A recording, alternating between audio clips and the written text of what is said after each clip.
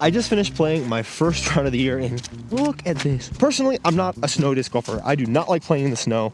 And frankly, I wouldn't have played this tournament unless, like I've already told you about in my birthday video, I needed a rating.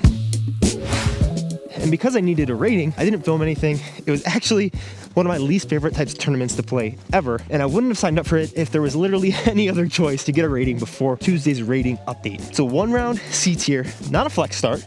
Everyone started shotgun start at 9 in the morning. I was on hole 3, which we're walking to now. We're gonna play a slight cool down round and talk through everything that happened because I knew coming into this that according to the pars that were given out before the tournament in our caddy book, I needed to shoot 14 down to get 1020 plus rated, and I needed 1019 or above to bump my February rating to 990 or above. This did turn out to change slightly because hole 1 was supposed to be a par 4, even though it definitely is a par 3, and they changed that to, in my opinion, the correct par. But I didn't know that until I got to hole 1, so in my mind, I knew I could take 4 pars and no bogeys. I've never really played in anything that is remotely like this, except for yesterday when I came out to do a little practice round, because up until late last night, my wife and I were debating over and over again, should I even do this? Is it worth it or should I just drop? And we came to a conclusion. But first, hole 3, the tee pads were a little covered in snow, and this was basically the only section that was clear. During my little practice round, I had thrown my Centurion, which ended up flipping up a little too much and going a little straight. And so I decided to disc up to a Dynasty and just put that on a wide hyzer and get it up to the basket. I have no faith that I'm gonna play well right now, to be completely honest with you, but I want to throw some shots. Basically right where that landed, I landed on the other side of the basket because instead of throwing that hyzer that would push back to the left and be in line with the basket, I basically threw it straight at the basket. It flipped up a little, finished into the hillside left, and I had a circle 2-putt to start that I just tickled the last chain on the left side and missed, but since there's so much snow on the ground, 3-putting was gonna be very hard to do. Tapped in my first par, but I knew that was one of the 4 that I could take. Now the reason that my wife and I debated so heavily if I should play this at all is because this course, like a lot of just normal Denver courses, if you don't beef them up with OB or make safari layouts, it's very hard for the bottom half of the field to shoot poorly. If you can throw 300 to 350, not even necessarily seriously accurately, it's pretty easy to not take a ton of bogeys at a lot of these courses, so you're gonna have to go really under par in order to get a good rating. And even though I knew that the line was gonna be 14 under, or actually 13, yeah, I have a lot of stuff going on in my body right now, so if I play like trash, that's all right. Not too worried about it. But ultimately, what it came down to for me was realizing that the only reason I would not play would be for ego. Honestly, with this audience and my goal to get onto the Pro Tour and get a tour card, I know that if I shoot poorly, I don't necessarily hear the chatter because I don't go and look for it, but I feel some sort of like obligation to play well because of you guys. And so I realized that knowing that you can come out here and shoot 5 under par and it be like 920 or 930 rated, and that just means that you're maybe off a little bit on the day because the bottom of the field can't shoot so bad. I realized that I had to play because I'm 988 rated right now. I need to get to 990. This is the only chance that I have to do that in February. Early registration opens the 1st of March for 990 plus for 3 tournaments that are on the Pro Tour that I want to get into. And ultimately, that's the goal, getting into those events. And with that realization that literally the only downside is my ego, because if I shoot a really, really bad rated round, I'm not even going to drop below 985. It's going to be very hard for me to do so. I have this like nerdy rating calculator sheet, so that's how I know all that. But having missed one of the 4 holes that I know I can miss, I thought I only had 3 more pars to give. So we took this iBlend Chariot, which is a little bit overstable, and just ripped it out at hole 2. I left it wider. Wow, I'm gonna throw so bad right now. Part of me wants to just go home and make this video, but it makes more sense to be out on the actual holes. This one, luckily, I'm not gonna putt this out.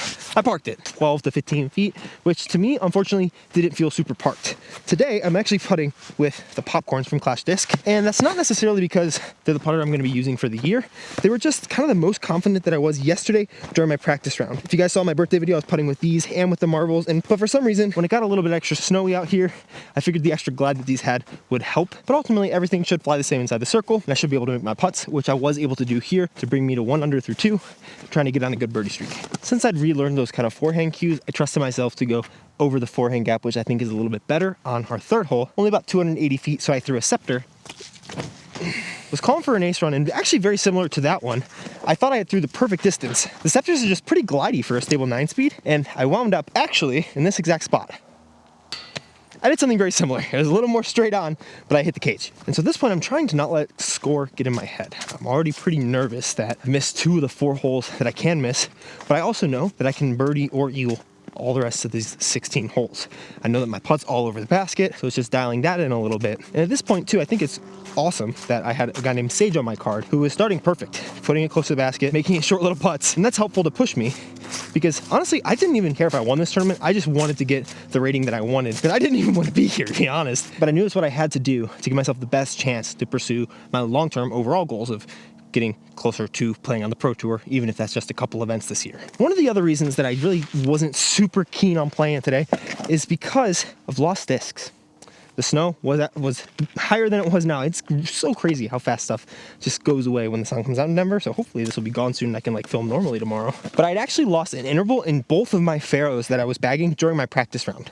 One of them is on the next hole, literally I think on the green, like probably 25, 30 feet from the basket. Couldn't find it. One of them is a perfect landing zone. And then another one, I kind of shanked into a tree. But that led me to put this white interval in the bag and learn about using carpenter's chalk, which I bought from Home Depot, to put on the disc so that when it goes into the snow, you can kind of see some marks. I don't think it works like that. At least it hasn't for me. And this is supposed to be like the strongest stuff. But I knew with white discs, I didn't want to have the chance of losing them. That costs a RITI essentially if you can't find a disc in the time. And the TD said that you could use this or ribbons. And apparently that's an actual PDGA rule that I didn't know. But hole 6 is 390 straight ahead there. And with this new one in the bag that I haven't thrown in a while, I just kind of ripped it on a low beaming hyzer. Well, this is not going anywhere close to where I wanted to, unfortunately, which would make sense as you guys watch the rest of the video. But I ended up putting that one pin high, about 30 feet to the right of the basket. I step up there to that putt, try not to think about it, just opening my hand with the popcorn, letting the glide of the putter get its way into the chains, and I hearted it. Starting on a little bit of a checkerboard pattern where we go par, birdie, and I'm hoping to break that on the next hole, even though it's likely the hardiest birdie on the course, since you're going up onto this cake mound from 425 feet away. I ended up really chalking up this Faro, which I'm not going to be throwing again. I don't have a spotter. I think I'll put it close to the basket, but we'll actually throw an iBlend Faro that's black, but I haven't really thrown much at all, to replace the one that I lost on hole 14. But I basically just beamed a line drive at the basket and got myself into a really good birdie position. Right here, putting up at the basket, just told myself, actually I was a little closer, don't think too much, just extend the hand. That didn't happen, but instead, a basically full left side chain out, except it wasn't a chain out because that implies that it was the basket's fault, but it was my fault. So the checkered board that I seem so intent on creating with this round is continuing to form. 2 through 5 is not where you want to be, but luckily we're entering the birdie alley stretch of the course, and I wasn't really thinking ahead on holes. I just knew I needed to execute shots. So stepping up to hole 8, 300 feet straight ahead, I took my Eclipse MV and just put it on a rope. I parked. I genuinely think I like flushed all of the everything from my muscles because of the end of this round, so we're not throwing it great. But that MV at one point in time was underneath the basket earlier today. Go to your home. Oh, wow. We'll get back to that later. You can see the basket over this way. It's a short little 270-foot hole in a really easy position to get the birdie or at least get really close. I've thrown zones there, I've thrown putters there, but today, and because yesterday during practice, I was really liking this cap wrap. So overstable, just put it on hyzer, and it's not gonna go far past 275. I decided to throw this. Also, I'm eating this like Costco licorice that was like on sale. It's like $4 for 2 pounds of it. So good. Okay, yeah. That might actually be better than the tournament. The spikiest of spike hyzers with the most overstable disc. I guess we could do that today. There don't seem to be a lot of reds in here, but reds are definitely the best. Okay, so we like are pretty parked over here. So I finally got a birdie, but in the tournament, I was right here staring at a 22-footer, thinking about putting it in the middle of the basket. And I didn't do that. I missed it left side. Woo! Hanging out with the checkerboard pattern. It's coming into full focus now. And if you're counting so far, I have given myself a look on every single hole, including the first one. It was only 35 feet. And I've hit metal on every single hole that I missed. And 3 of them have been chain outs. So I'm getting it the right height. I'm just not really putting it online. Hole 10 is 225. This is a zone shot that I should be able to execute in my sleep. And the actual round, since I just parred that hole, I parked it and made the putt, of course. However, with the par on the last hole, I realized that was my 4 holes that I can miss. If I get any more pars, I'll have to get one of the eagles, which hole 1 definitely should be able to get. It's a big, wide, long hyzer. It's 485 feet, but it's downhill. In hole 17, I've gotten to about 40 feet all the last times I've played it. Haven't been able to connect on one of the putts, and that one's about 470 up a hill, so full flex shot. And my whole mantra during this whole time was, oh, no way. Maybe you just don't have to think. That wasn't the mantra. During the whole rest of the round, after I knew that I'd already missed 4 holes through the first 7, I told myself to just execute the next shot. Stepping up to hole 11, I had parked it with the Scepter during the practice round, but you get a little bit extra tournament juices that you don't quite realize, especially in how this Scepter went long and I missed the putt on the other hole. So I thought about disking up to a cap wrap, but I just told myself, just keep it on hyzer the whole way. Then I kept on hyzer the whole way, But unlike that wimpy forehand that had terrible mechanics, I kind of connected with it. It flipped up a little bit and ended up juicing the basket to about 40 feet. Since I was already struggling with my Circle 1 putts and I was putting all inline, I decided to try out the straddle stepper. I had some success with the straddle putt in 2022 when I first started playing. Last year I went all inline, but I honestly didn't get enough practice. I just didn't really focus on practice putting nearly as much as I did in my first year of playing, and I was a way better putter during my first year and a way worse thrower, and now I am so much better at throwing the disc, but I miss so many more putts. Definitely think I should throw zone because even this really bad forehand is still past the basket. But I actually set up for my putt right after getting potentially big putted by fellow card member Travis. But trusting that straddle stepper, I committed to a putt and put it right in the heart of the chains, and we finally don't have a checkerboard scorecard anymore. I hadn't at this point thought about how many I got or how many that I needed. I just knew that I needed to execute the next shot, which stepping up to hole 12, I was really debating between throwing my pink Emperor, which is a little stable. I could throw really high, let it spike in, or since I know I'd been throwing a little bit harder than I had kind of practiced and anticipated, I decided to disc down and go with my Roman. But one of the things that had been happening all day is I would just leave everything low and inside. So I wanted to make sure I gave it enough height, which I was able to do, but I needed to correct two things, not one. And so I threw it way inside, end up hitting the tree that is guarding the basket, but it kicks me down about 18 feet from the basket. Oh, I threw a good shot today. Wow. And I was able to capitalize. So we got a turkey, which I didn't even realize until just now, because again, I wasn't trying to think about scores. I just knew that every single hole out here should be an easy birdie for me, and definitely can be. 16 gives me some trouble though. At 17 and 1, I can eagle. And if I just keep on this pace, throwing the next shot as well as I can still get to my 13 or 14 down, which would be that 1020 plus to bump me over 990 rated going into March. I was the only birdie on this hole, and so I ended up taking the box, which isn't a brag. It's actually just important, because if you know where I was in the box before that, sheesh. But as we walked up to the next hole, this is my first time experiencing everybody having to take score, which I'm gonna be honest, I feel like I complain about a lot of things, a lot. When it comes to like disc golf tournament stuff, I might have my thoughts about it, I might complain about it a little bit, but at the end of the day, maybe it's because I'm so like in goal mode when I'm here and every stroke is so important to me because of my goals in the sport, but like, I didn't see a problem with that, with everyone keeping score. And I try to just focus on what I can do, which complaining doesn't help literally anything, unless I'm like addressing something with a TD, which I actually did before this tournament. I was like, hey, are we still having this? People are gonna lose this. This is gonna be insane. This is not fun. And they're like, yep, we're still having it. And at that point, it's like, well, I kind of wish you canceled it because that would give me an excuse to not have to come and do this, but I have to do as best I can. All that to say, we got here and I was ready to go with my interval in hand. But I had been kind of flipping that disc a little bit more than I expected.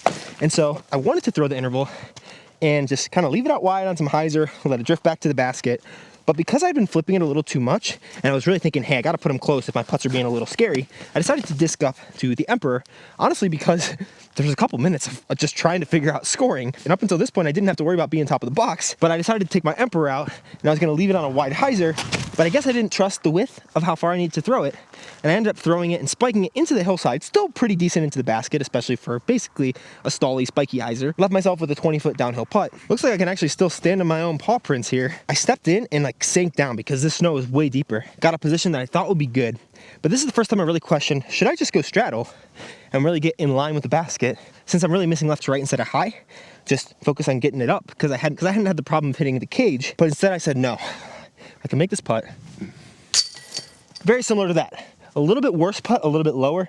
Less of that one you might argue is a chain out. I still wouldn't, but very similar to that. I missed left side. So that brings us to the point where we need to get one of the two eagles in my head and play perfect here on out in order to get to my 1020 rating. But I had also resolved to myself before this round that I have about 3 more strokes past that, since it's like 12 or 13 points per stroke, which is ridiculous. But I have 3 more strokes that I can play with. If I miss that one and I don't get I get everything else, or maybe miss one more, I'll still shoot above my rating, which I knew would be, I think, 11 under or better. And at this point, I'm only 6. But there are 7 holes to go, with a couple of them being eagle opportunities. And we step up to what honestly is pretty much a gimme par 4 down here. It's both cool and crazy to see how much changes, because this was like the worst tee pad of the day.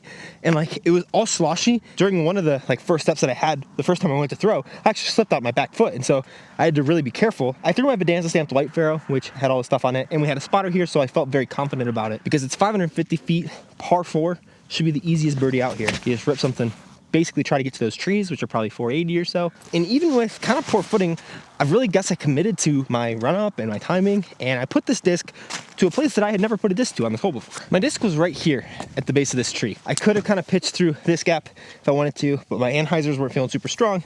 So I instead decided to use one of the Chariots that I hadn't used all day as kind of a knee pad and give myself a nice little forehand look at the basket. I wasn't really trying to run it. I really just wanted to get a birdie, but I honestly might have been a little undecided in my head because what ended up happening was a severe lack of touch. That shot would have been a billion times better, but instead I had those tournament juices flowing and ended up throwing it 32 feet past the basket. It was chain high as it was soaring by the basket, but just the lack of touch was astounding, honestly. At this point, I'm getting a little frustrated. I know I can drop a few strokes and still have a solid round, but I see that 10-20 figure slipping away from me, which, again, it's not the end of the world. I'll still do my best to get into all these events. It just would have made my life a little bit easier. But I step up to this putt. I believe I didn't get off the cage. Maybe I chain out left side. I don't know. I hit some sort of metal because I've hit metal on every single putt that I haven't connected with, and I've had a birdie putt on every single hole, missing one circle two and making one to kind of make up for it. Really wish I did that. And my heart starts racing a little bit. I try to calm it down, but we step up to this hole, and I took my stable Chariot through a very mediocre shot, relatively similar to that. I'm losing steam in this video. I more so got it just past that tree and at a 40-footer, which I was feeling confident with in my step putt. Step up, doink it off the cage. So now we're par, par, par on easy birdie holes, all of them with looks. And it brings us into 16, which is the hole that I didn't even give myself in this tournament. I knew that I wanted to save one for that because the line is a little finicky and you have to get lucky through some trees or throw the most ridiculous like spike hyzer or grenade, especially since there's 0 ground play today. But I knew that even with all of this, if I get 16, I can eagle 17, I can birdie 18, I can eagle 1, and I can birdie 2, and that should put me at about a 10, 12, 10, 15 rated round. And because of all the snow, that might actually bump it up to 10, 20. Let me try to actually throw a good shot for you guys today. My legs are falling out from under me, so I'm really sorry about that. That's so much better. Oh, good tree. Let's go. Hole 16, I think, is a little bit better in its shorter position because here you have a lot of trees to get through and there's kind of a window. You have to have ground play to get to this basket or throw a big forehand or turnover over the top. Or what I tend to do is take my stable Emperor, especially since I wasn't really trusting that interval at this point, and throw it way over the top, try to just park it. I'd actually just spotted for my whole card since everyone else took a birdie besides my par in that last hole. And I was very frustrated. Wanted to throw a good shot, really focus up. And out of my hand, the shot was perfect. It was gonna be parked or go in. It was just wide enough. And unfortunately, that one got through those trees. But unless you really throw a crazy spiky angle or like a really big stally one, you're gonna have to contend with them. And I hit the tops of the trees, frustratedly pick up my bag. And this is where I started, maybe last hole or 2 holes ago, I started to show some pretty visible frustration, slapping this on my bag and picking up my mini aggressively. And I didn't say anything to my car, and I try to be cordial, obviously, with them and hopeful, but I don't appreciate that side of myself when things are not going my way. I gotta find a better way to vent that frustration. And to my card mates, if that was frustrating or just poor sportsmanship, I'm very sorry about that. All of it self-directed. And I talked to them about it and they seem good and seem to understand. But I want to put that out there that even self-directed aggression is not the best. And there's probably better ways to deal with it. I have not found that yet, but I'm hoping that I do. The good news is as I kicked through these trees, they did kick me slightly forward. And so I had another 30-footer, maybe a little farther than this, which had really not been in my range today. But I decided to, instead of going back to my inline and trying to figure out the right arm slot to finish the putt forward, I decided to go back to where I had much more positive muscle memory, even if it was over a year ago. Maybe I just need to be a straddle guy. The one in the tournament just sprinkled over the cage, hitting the cage and the chains, going in the basket, getting myself a birdie. And now I'm feeling good because if I go into 17 and eagle it, I don't think I'll have the momentum to catch stage because I think I was 2 or 3 back at this point. But this brings me to 7 down with 4 to play, with 2 of them being eagles. We decided to put a spotter up there again on hole 17, which is kind of a tweener par 4. It's 465 all the way up the hill, so it plays very far. There's a little bit more of a headwind now than there was then. It was like maybe 2 miles an hour, enough to be an excuse, but not enough to actually do anything. And I take my white Pharaoh, and because I had flipped it so much on hole 14, going back this way and put it down by that tree, I expected it to do the same thing, not thinking that we're going up a hill. So I end up throwing that shot. It ends up being a really good rip, but I expected it to continue drifting. But I throw a really solid shot and put myself to 50, 55 feet, stepping up, really trying to regain confidence in my straddle stepper. I release it, I think it's perfect, and it just ends up going perfectly straight. And these popcorns have so much glide, no drop, that it just went straight over the cage and the chains and the basket. It went over everything, perfectly in line. I thought I had made it when it was in midair. Tapped in a birdie, unfortunately, and now I knew that I had to get hole 1. Hole 18 plays from the very top of this hill down to the basket that is right over here, not super far. I ended up throwing my zone on a forehand because I had actually been throwing decently solid forehands. Leave it a little bit inside, didn't give it enough height because I didn't want to flip it over because I thought I might roll my wrist. But I leave myself about a 25, 30 foot downhill putt, which I can. Awesome, stoked about that from a straddle stance, of course. And we move on to hole 1, which I then find out is labeled as a par 3. So now I just need to worry about getting the birdie and getting to 13 down, which my best at this point could be 11 if I birdie hole 1 and then birdie hole 2, which is a pretty straightforward 290 foot putter shot. At this point too, I'm starting to check scores, and I'm right in line with one of my buddies, Jordan, who, if you guys have watched my first MPO win video, I battled out with him until the end. And this is the layout of hole 1 from the green. It's about 485 or something up to the very top there. I really was just throwing my faro on a pretty deep hyzer, letting it flip up to flat and finishing. I'd taken the box on that hole, and I took my white faro, which did have a lot more of kind of the red paint on it, which I now think is kind of BS, and threw it what meant to be out wide and on a pretty penetrating hyzer. I actually ended up hitting my chest on the way through slightly and ended up swooping a little more. Luckily, the disc was flippy enough to get basically up to flat, and I threw it with enough power, and we saw it come down right around these trees. Everyone else throws, we watch all their discs, I help everybody find their discs, and we get down to Sage had just put his about 30 feet from the basket right over there, and we're trying to find mine. We look and we look. I set a timer for 3 minutes, and unfortunately we're unable to find the disc. This disc, so you know, I got it back, cool and sad at the same time. But my timer went off because I set the timer and took my interval up top, ran all the way back up there. Jordan and his card are waiting. There's a couple cards waiting because they had to wait because we were looking for this for 3 minutes.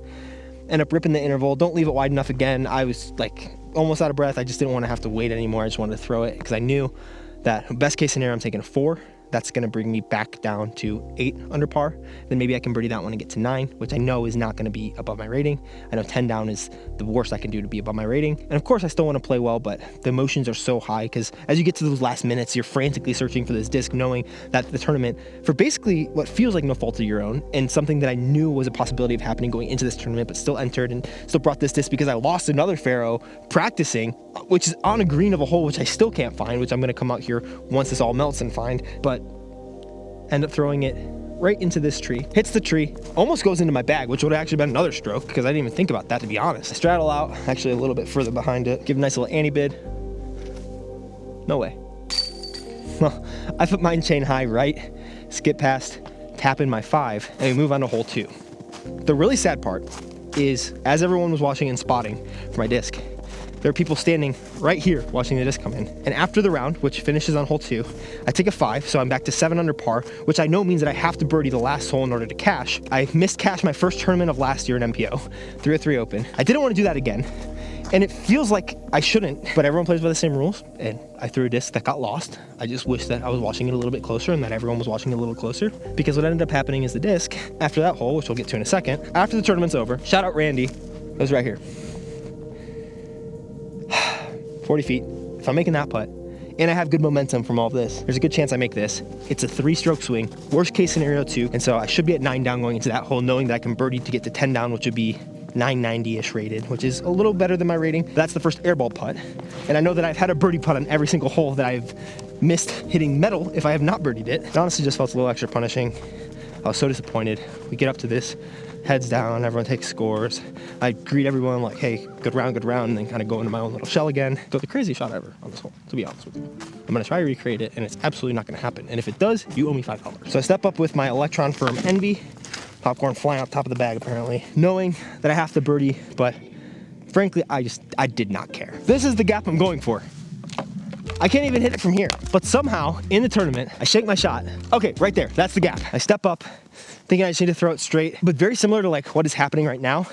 I had the brunt of all of that emotional, adrenaline fueled, I don't even know what hormones were going through my body, but all of that, the brunt of that was happening, and then just kind of not giving up. But when all those emotions are running through you, I genuinely don't know if there's anybody who can like dial it back and like really throw consistently good shots. And so somehow I hit that gap and it puts me to 30 feet. And if we do, like I said, you owe me $5. I'm gonna go home and cry. Not actually, that was a joke. I'm fine-ish. Let me throw a good shot.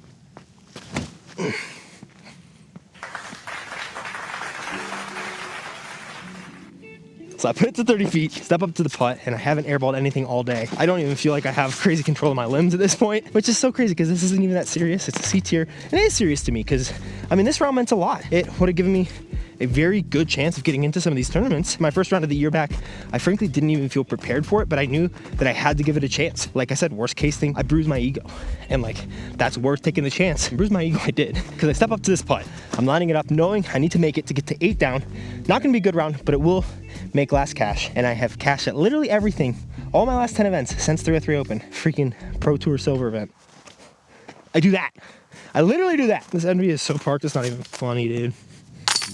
I did learn a lot in this round. I learned that even in my first round back in bad conditions, I am still good at throwing the disc. Sucks that I couldn't find that. I realized I never, ever, ever want to play a tournament in this stuff again, and I need to do everything in my power to make sure that I don't have to force myself to do something like this. I also am grateful that, especially after talking with some of you guys who I was able to meet here, and just my buddies Jordan, Sage, and Keola, one round isn't the definition of who you are as a disc golfer, especially when something like this that seems so out of your control happens. And frankly, it was partially in my control. Maybe I get a different fairway, maybe I get a different disc, maybe I watch my disc better. Like, I take full responsibility for everything that happened today. It also helps me to realize that if I can just figure out my putt and get back to 2022 or better, because I was making a lot of circle 2 putts, I had multiple C1X 100% rounds, then I know I can get to my 10-10, 10-15 that I really want to be clocking. And I tied 7th out of 13 people. 1 stroke off of tied 4th, which would have been last cash. Sage shot 10-28 at 13 down. So I was right on the number that I needed to shoot, and I just did not execute it. I shot 953. I just got to get the reps in putting, and that is something that is very doable. This is just one round, a big mental learning experience, and a part of me didn't want to put this video out because of the goals that I've shared, but rounds like this happen, and they happen for pros not nearly as often as apparently is happening to me because I'm 1 for 1 this year. It sucks. It really sucks. So I feel like I shot about a 990 rated round, and I feel like I threw the disc about 1040. So it really just comes down to the putt. Thank you guys for watching. More positive news to come. I'm grateful that I don't have to do something like this again, but I am glad that I did it. Sage Tanner! Is there anything you have to say to the people? Nah, man, just had a good day out there. It was fun. And somebody sponsored me.